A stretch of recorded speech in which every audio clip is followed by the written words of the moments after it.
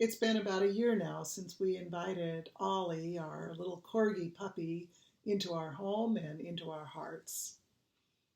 And I'd kind of forgotten what it means to raise a puppy, the work and the challenges, the frustration, as well as the joy that goes into it. I'd also forgotten that there are certain lessons that raising a puppy can teach you, lessons about life and also about faith. In fact, if Ollie could preach, I think he might have a thing or two to tell us. So I put together a top 10 list of puppyisms, the wisdom that comes with that wagging tail. So here you go. Number 10, scary new people can turn out to be great friends and family. If we truly believe that God's love is inclusive of everyone, then every new person we meet is an opportunity to love, perhaps in some new way. Jesus gives us the example and the courage to risk new relationships, to invite new friends, new family into our lives. Number 9, barking incessantly is not the best way to win friends and influence people.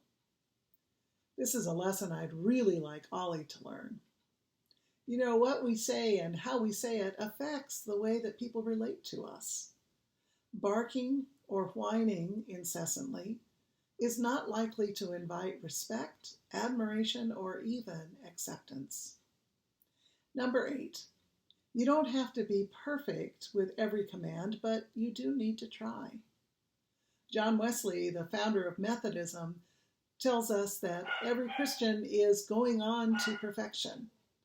And while we recognize the ebb and flow of life, we also recognize the need to practice what we preach. Number 7, one can never have too many things to chew on. It's easy to become bored or lazy or even boring if we isolate ourselves from meaningful work and intellectual stimulation. Doing no harm, doing good, staying in love with God requires an active participation.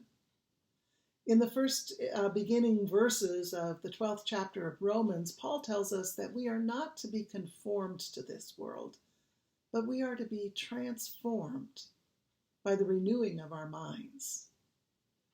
You can't have too many things to chew on. Number 6, don't try to chase a cat when you're on the leash. It's important for us to be aware of our physical limitations even while we try to overcome them. We need to be realistic about what we can and cannot do. Sometimes timing is as important as skill or desire. Number 5, fear takes away your focus and gets in the way of progress.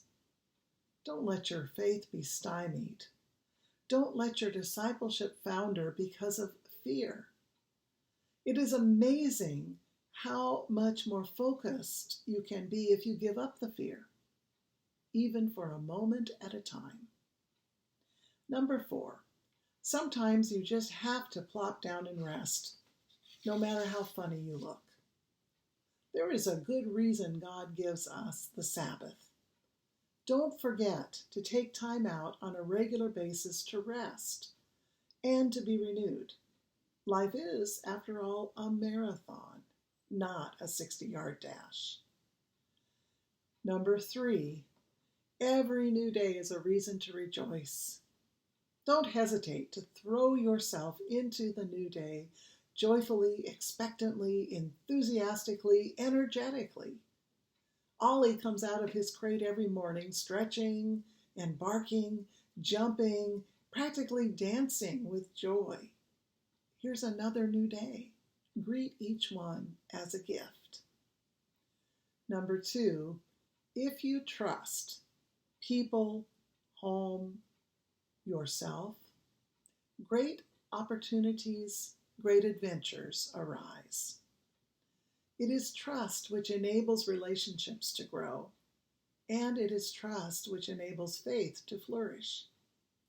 If you can trust God and trust yourself, if you can be trusted, all kinds of opportunities open up for you.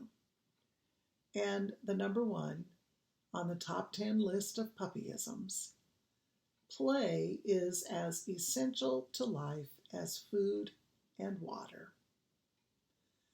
As our puppy rushes headlong into a field, or dashes toward the water's edge at the beach, or runs pell-mell against all odds chasing a ball, I am reminded of the importance of play in my relationship with God and in my life in Christian community.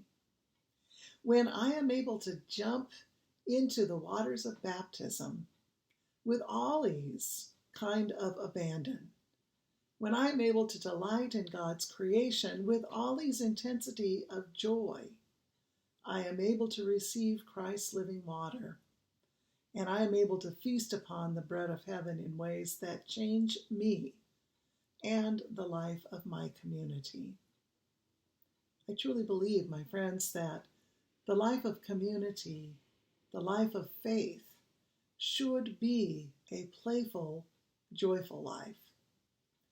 In many ways, when you get down to it, life with Puppy and life with God is often a lesson in joy. This joy is distinct from happiness. It goes beyond contentment. It encompasses the kind of peace beyond our understanding which Jesus gives us. It is the joy that we experience even while we are racked by grief or caught up in uncertainty. Ollie the puppy, he is a life of joy in a little canine bundle. The good news is that our hearts are big enough for that kind of joy. Our hearts are big enough to allow for growth, to be transformed into the image of Christ. Thanks be to God. Thanks be to God for all the puppies and for all the lessons they teach us.